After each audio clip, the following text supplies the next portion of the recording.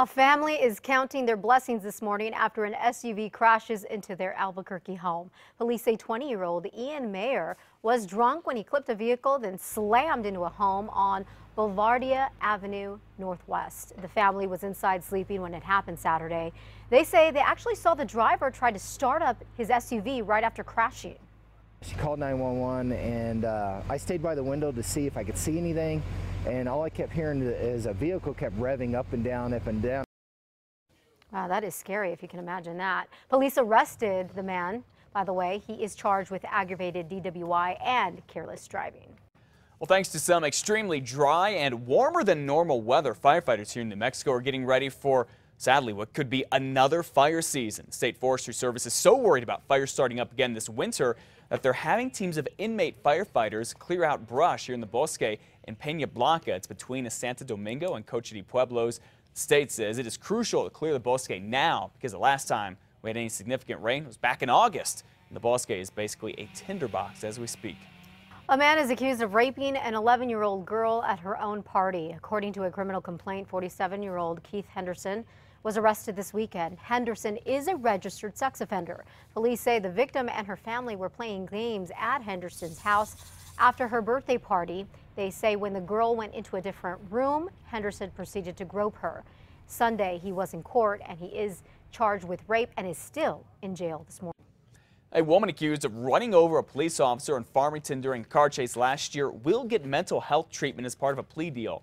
The Farmington Daily Times says Tu Hang Ho here pleaded no contest to running her car into an officer and breaking his arm and knee. Ho is supposed to be sentenced tomorrow on a charge of causing great bodily harm by motor vehicle. Her attorney says she has paranoid schizophrenia. A police officer in Los Lunas is now out of jail after being arrested accused of shooting at one of her supervisors. Investigators arrested Officer Delinda Chavez Sunday morning when she was having a party at her home in Los Lunas. Two other women were inside Chavez's home with her when police say Chavez pulled out a gun, waved it at them, then shot it once inside the house. The two women then called 911. They were scared, and Chavez barricaded herself inside of a closet, we're told. That's when a sergeant with Los Lunas' police department says Chavez shot at him. So the SWAT team was called out and arrested Chavez after that.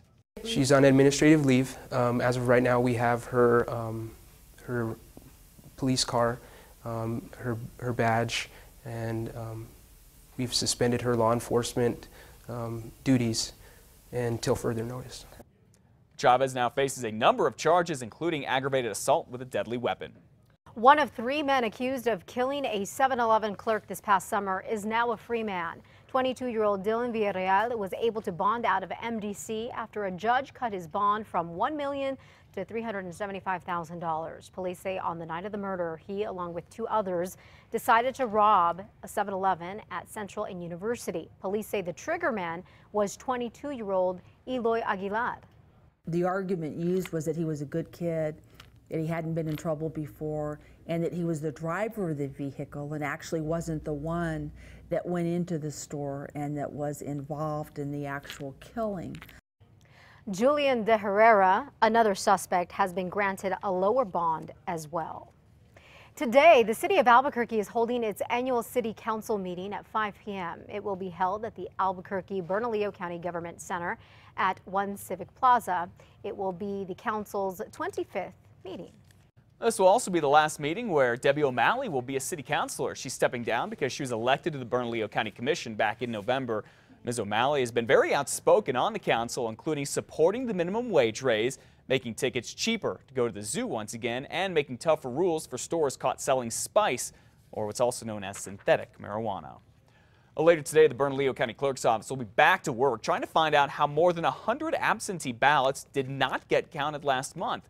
The Deputy County Clerk, Roman Montoya, says about 125 absentee ballots still in their envelopes were found locked in a tub recently. Now, no races in the county were especially close, so these missing votes did not affect any outcomes. Montoya doesn't know exactly why the votes didn't get counted and says the county is working to make sure this does not happen again.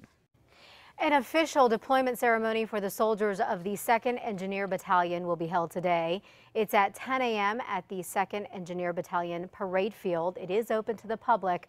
We, of course, wish these soldiers well. Got to tell you, one of the hardest stories, I think, to cover are that of deployments. When you see these families hug and embrace and then not know what to expect, it's a tough one. So And it makes it even worse that we're now in December, which is a holiday month, and a lot of families especially love to be together. So we definitely wish them well. Yeah. Well,